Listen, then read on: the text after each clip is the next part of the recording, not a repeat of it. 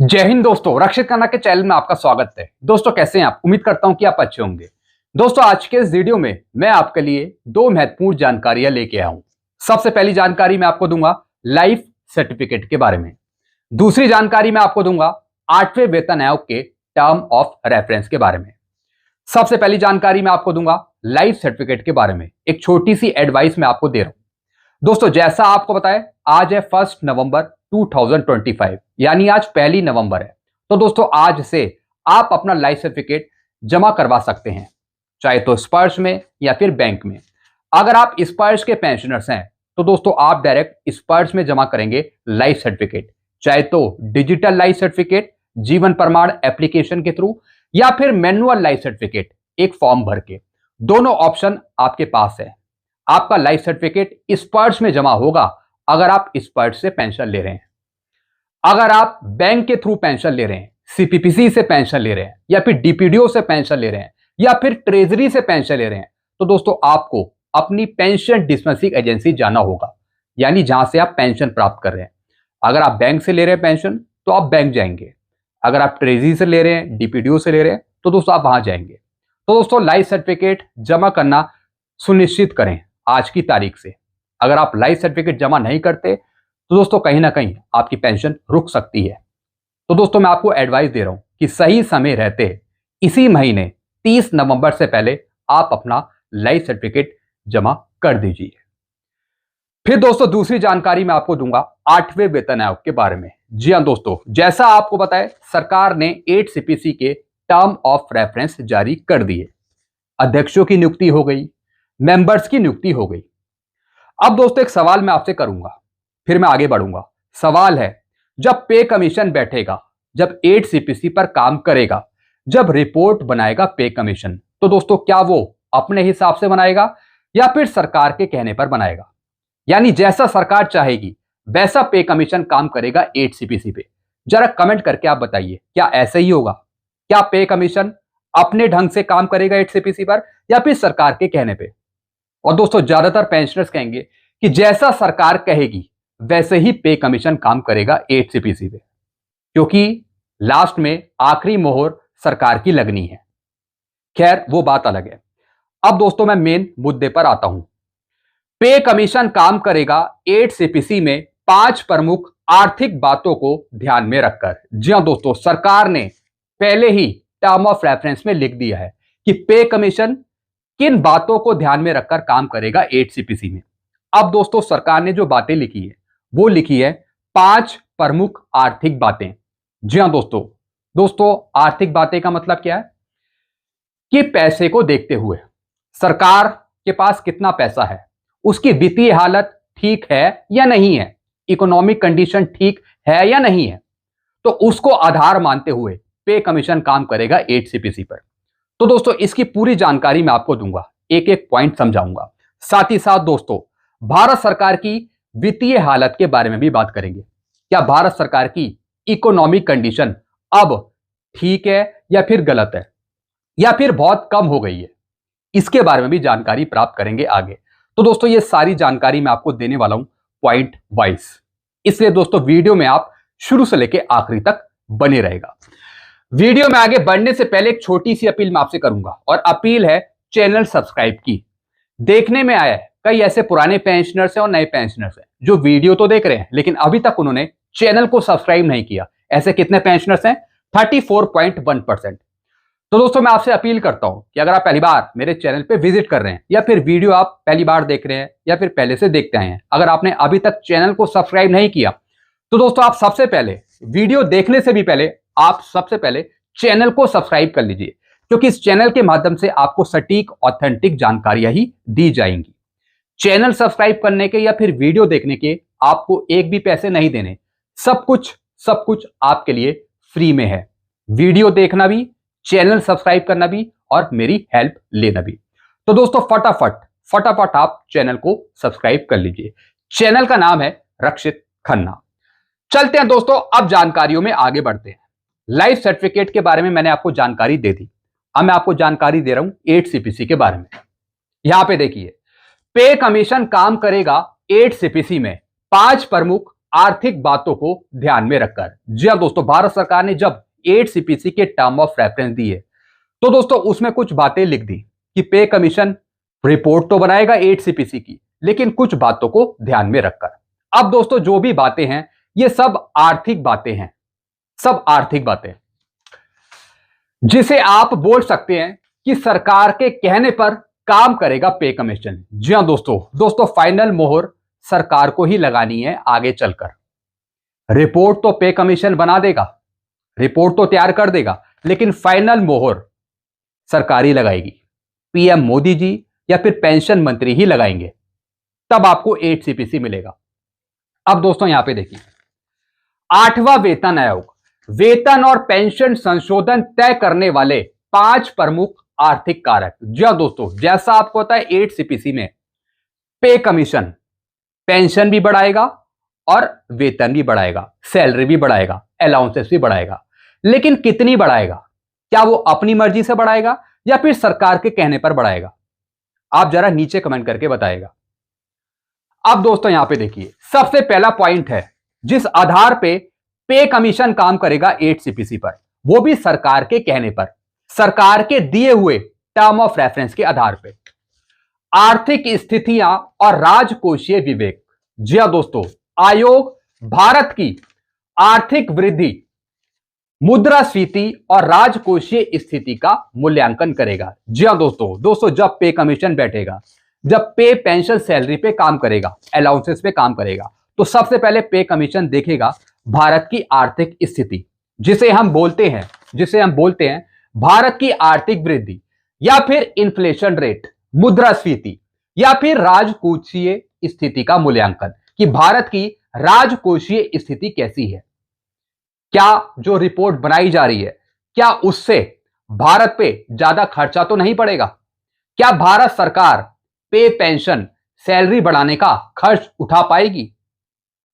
तो दोस्तों पहला कारण यह है, इस पर पे कमीशन काम करेगा आर्थिक स्थिति को देखते हुए।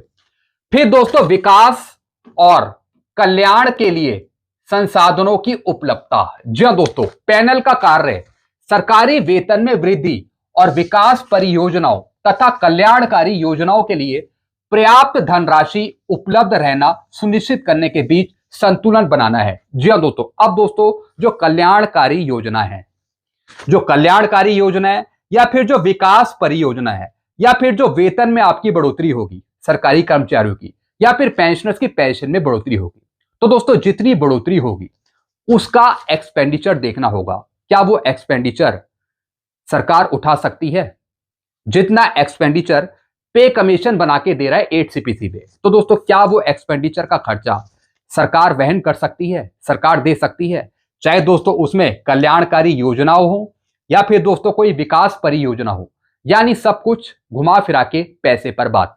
क्या सरकार ज्यादा से ज्यादा पैसा आपको दे सकती है सैलरी पे, पेंशन पे, या फिर अलाउंसेस पे, या फिर कल्याणकारी योजनाओं पे, यानी ज्यादा पैसा खर्च कर सकती है?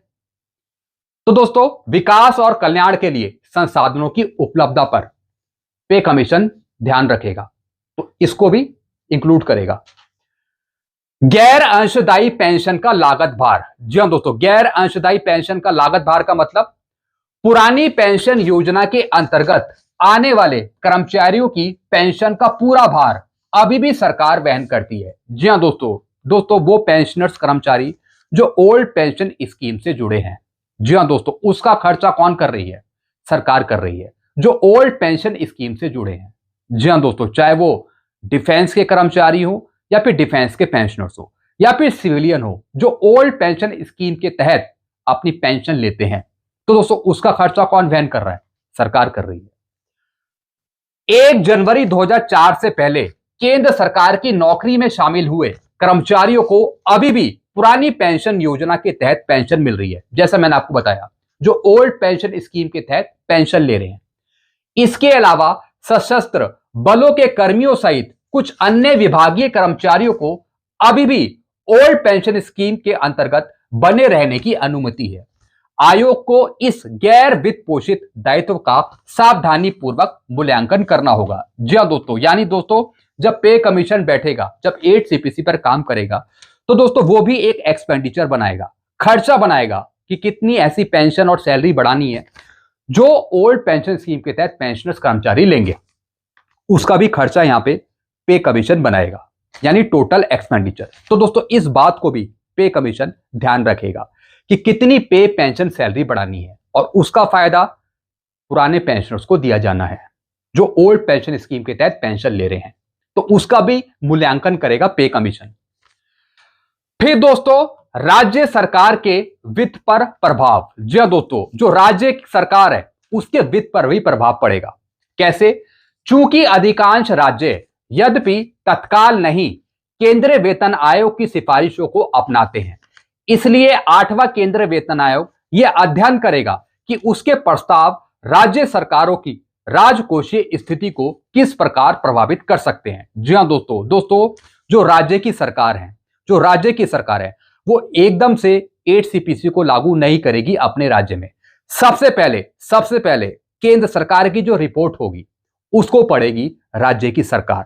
जी हां दोस्तों, अगर दोस्तों कुछ उसमें ऐसी बातें हों जो राज्य की सरकार एक्सेप्ट ना कर सके, तो दोस्तों उसमें राज्य की सरकार कुछ काट छाट कर सकती है 8 CPC अपने राज्य में लागू करने के लिए। जी हां दोस्तों, ऐसे दोस्तों बहुत सी चीजें हैं जो पे कमीशन या फिर जो केंद्र सरकार है वो अप्लाई करेगी 8 CPC पर। अब हो सकता है कि राज्य की सरकार उसे ना माने या फिर कुछ और अल्टरनेशन करना चाहे, कुछ चेंज करना चाहे, तो दोस्तों सब कुछ राज्य की सरकार भी देखेगी, तब राज्य की सरकारें अपने प्रदेश में 8 CPC को लागू करेंगी आगे चलकर।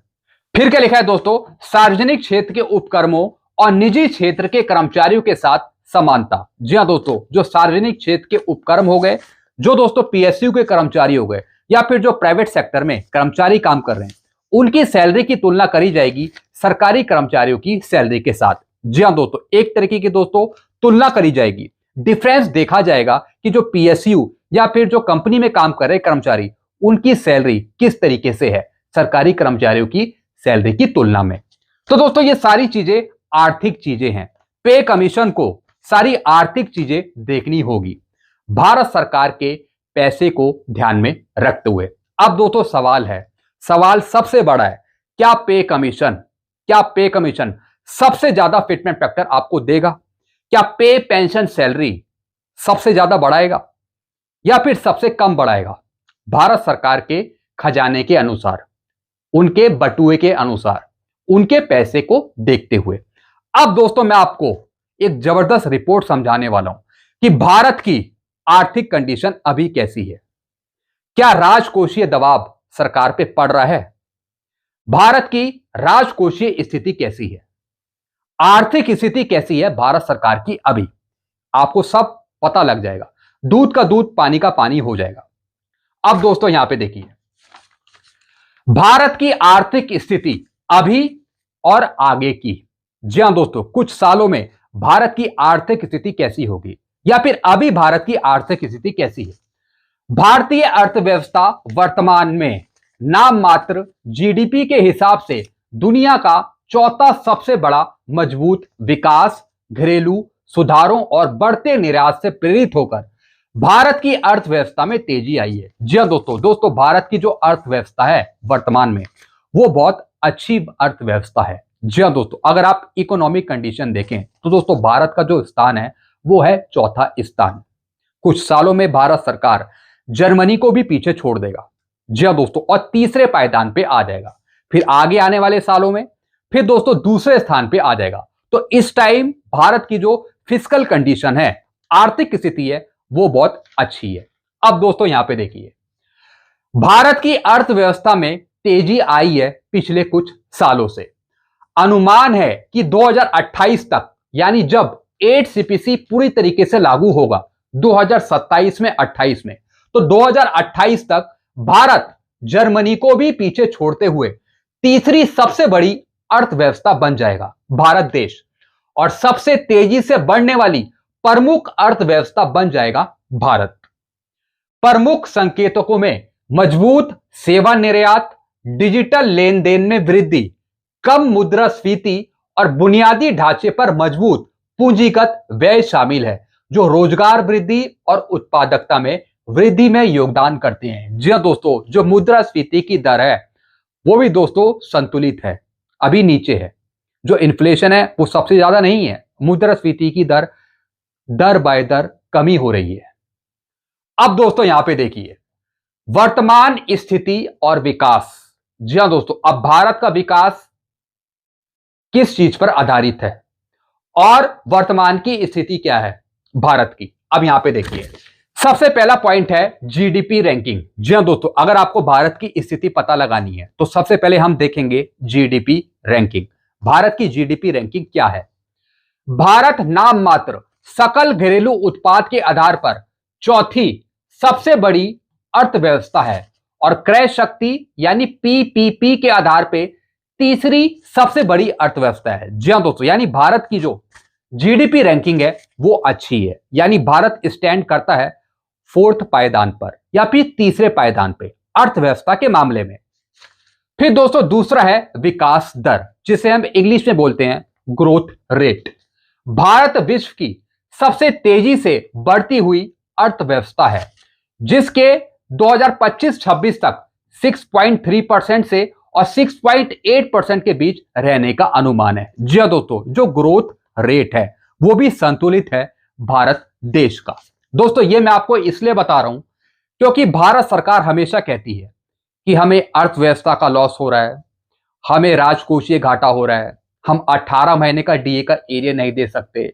दोस्तों सरकार खुद बताती है कि कहीं ना कहीं आर्थिक कंडीशन उसकी अच्छी नहीं है, जिससे वो कर्मचारियों को, पेंशनर्स को उनका पूरा हक दे नहीं रही है। इतनी सारी विसंगतियां हैं पेंशन में, पेंशन माइनस में जा रही है, जो हक मिलना चाहिए वो नहीं मिल रहा। अब इसका सबसे बड़ा कारण क्या है कि भारत सरकार के पास पैसा तो है लेकिन वो दे नहीं रही, कुछ ना कुछ पैसा बचा रही है या फिर उस पैसे को कहीं और खर्च कर रही है। तभी दोस्तों ये मैं आपको लेटेस्ट जानकारी दे रहा हूं कि भारत की आर्थिक स्थिति क्या है अभी। तो इसके हिसाब से तो दोस्तों भारत बहुत अच्छा देश है, आर्थिक स्थिति मजबूत है। तो इसके हिसाब से तो भारत सरकार को आपको ज्यादा पैसा देना चाहिए 8CPC में, अच्छा फिटमेंट फैक्टर देना चाहिए, ऐसा क्यों ना हो। फिर दोस्तों मैं बात करूंगा मुद्रास्फीति की। जी हां दोस्तों, भारत सरकार यह भी कहती है कि जो मुद्रास्फीति है, इन्फ्लेशन है, वो भी अच्छा नहीं है, यानी वो बहुत ज्यादा है, बल्कि ऐसा नहीं है। अब यहां पे देखिए खुदरा मुद्रास्फीति 2018-19 के बाद से अपने निम्नतम स्तर पर आ गई है मुद्रास्फीति, तथा समग्र मुद्रास्फीति लगभग 5% पे आ गई है। जी हां दोस्तों, और दोस्तों इसकी जानकारी खुद वित्त मंत्री जी ने दी थी। जब उनसे पूछा गया था, जब वित्त राज्य मंत्री पंकज चौधरी जी से पूछा गया था क्या भारत सरकार 18 महीने का डीए का एरियर देगी, तो दोस्तों सरकार ने खुद ही कहा कि मुद्रास्फीति की तो दर है वो धीरे धीरे कम हो रही है, यानी एक स्टेबल पे आ रही है मुद्रास्फीति, इन्फ्लेशन रेट। तो दोस्तों इसका मतलब है कि सरकार को देना चाहिए 18 महीने का डीए का एरियर, लेकिन वो नहीं दे रही, आप खुद ही देख रहे हैं। तो दोस्तों मुद्रास्फीति की जो दर है वो भी दोस्तों स्टेबल है, 5% के आसपास है। पहले दोस्तों ये बहुत ज्यादा थी। अब दोस्तों मैं बात करूंगा यहां पे सेवा क्षेत्र की, सर्विस एरिया की। सेवा क्षेत्र विकास का एक प्रमुख चालक है जो 2 वर्षों में सबसे तेज गति से विस्तार कर रहा है। जी हां दोस्तों जो सर्विस एरिया है उसमें भी वृद्धि हो रही है तथा व्यापार और वित्तीय सेवाओं में मजबूत गति से इसका समर्थन प्राप्त हो रहा है। प्रमुख चालक और संकेतक, जी हां दोस्तों, यानी दोस्तों जो सेवा क्षेत्र है उसमें भी विस्तार हो रहा है भारत सरकार के जरिए, उसमें भी कोई कमी नहीं है। फिर दोस्तों निर्यात, जो एक्सपोर्ट है वो भी बढ़िया है। कुल निर्यात में उल्लेखनीय वृद्धि हुई है, जिसमें इंजीनियरिंग सामान, इलेक्ट्रॉनिक और फार्मास्यूटिकल्स का योगदान सबसे ज्यादा है। सेवाओं का निर्यात 2 गुने से भी ज्यादा है। जी हां दोस्तों, यानी दोस्तों सब कुछ बढ़िया चल रहा है, सब कुछ बढ़िया। फिर दोस्तों डिजिटल लेन देन, जी हां दोस्तों जो डिजिटल है, मॉनेटाइजेशन है, वो भी बढ़िया है। कैसे? डिजिटल लेन देन में वृद्धि हुई है। अकेले 2024 में यूपीआई द्वारा 172 बिलियन लेन देन किए गए हैं। जी हां दोस्तों, जिसे हम दोस्तों बोलते हैं ऑनलाइन ट्रांजैक्शन, डिजिटल लेन देन। तो दोस्तों वो भी बढ़िया चल रहा है। फिर दोस्तों पूंजीगत व्यय, जिसे हम बोलते हैं कैपिटल एक्सपेंडिचर, पूंजीगत व्यय में पर्याप्त वृद्धि हुई है, जिससे दीर्घकालिक परिसंपत्तियां निर्मित होती हैं, जिससे निवेश को बढ़ावा मिलता है और रोजगार सृजन होता है। जी हाँ दोस्तों, यानी दोस्तों जो कैपिटल एक्सपेंडिचर है वो भी बढ़िया है, जिससे रोजगार के अवसर प्रदान किए जा रहे हैं। फिर दोस्तों रोजगार, एम्प्लॉयमेंट, समग्र शहरी बेरोजगारी दर वित्तीय वर्ष 18-19 के बाद से अपने निम्न स्तर पर आ गई है, जिसमें सभी जनसांख्यिकी वर्गों विशेषकर युवाओं में सकारात्मक रुझान देखने को मिल रहा है। जी हाँ दोस्तों, जो एम्प्लॉयमेंट है वो भी दोस्तों सरकार की तरफ से बेहतर है। फिर दोस्तों रक्षा विनिर्माण, जिसे हम बोलते हैं डिफेंस मैन्युफैक्चरिंग, 2014-15 से स्वदेशी रक्षा विनिर्माण का मूल्य 174% बढ़ा है, जबकि इसी अवधि में निर्यात 34 गुना बढ़ा है। जी हाँ दोस्तों, यानी दोस्तों जो डिफेंस का मैन्युफैक्चरिंग है वो भी बढ़िया है इस टाइम। फिर दोस्तों भविष्य का दृष्टिकोण, जी हाँ दोस्तों, अब फ्यूचर हमें कैसा दिखता है भारत की आर्थिक स्थिति को देखते हुए। अनुमानित वृद्धि, एस्टीमेट इंक्रीज, अनुमान है कि 2028 तक यह अर्थव्यवस्था जर्मनी को पीछे छोड़कर विश्व की तीसरी सबसे बड़ी अर्थव्यवस्था बन जाएगी। जी हाँ दोस्तों, जैसे मैंने आपको शुरू में बताया कि भारत आगे चलकर जर्मनी को पीछे छोड़ देगी और दोस्तों भारत जो है फिर दोस्तों वो तीसरी सबसे बड़ी अर्थव्यवस्था वाला देश बन जाएगा। लेकिन तब भी सरकार यही कहेगी कि हमें आर्थिक हानि हो रही है, तब भी सरकार यही कहेगी कि पे कमीशन हमारे कहने पर काम करे, हमारे बटुए के अनुसार काम करे, क्योंकि ये चीजें हमने टर्म ऑफ रेफरेंस में लिख दी हैं। तो जैसा सरकार लिखेगी वैसा ही पे कमीशन करेगा। जरा आप अपनी राय जरूर बताएगा, अपने सुझाव बताएगा कि सरकार अपने आदेशों पर पे कमीशन को काम करवाना चाहती है 8CPC पे। जरा कमेंट करके बताएगा हां या ना। फिर दोस्तों आर्थिक स्थिरता, इकोनॉमिक स्टेबिलिटी, निजी उपभोग में वृद्धि और मजबूत उपभोक्ता भावना से विकास को समर्थन मिलने की उम्मीद है। जी हाँ दोस्तों, आर्थिक स्थिरता, सब कुछ ठीक है भारत सरकार की, भारत की सब कुछ ठीक है। तो दोस्तों ये मैंने आपको प्रेजेंट सिचुएशन बताई है कि भारत की आर्थिक स्थिति कैसी है, चाहे दोस्तों उसमें ग्रोथ रेट हो, जीडीपी रैंकिंग हो, इन्फ्लेशन हो, सर्विस एरिया हो, एक्सपोर्ट हो, या फिर दोस्तों कैपिटल एक्सपेंडिचर हो, एम्प्लॉयमेंट हो, A to Z, inflation rate, मुद्रास्फीति, सब कुछ मैंने आपको बता दिया कि भारत की स्थिति बहुत बेहतर है। अगर भारत सरकार चाहे तो अच्छा पे कमीशन 8CPC का आपको दे सकती है। अगर भारत सरकार चाहे अच्छा फिटमेंट फैक्टर दे सकती है और अच्छी बढ़ोतरी भी दे सकती है।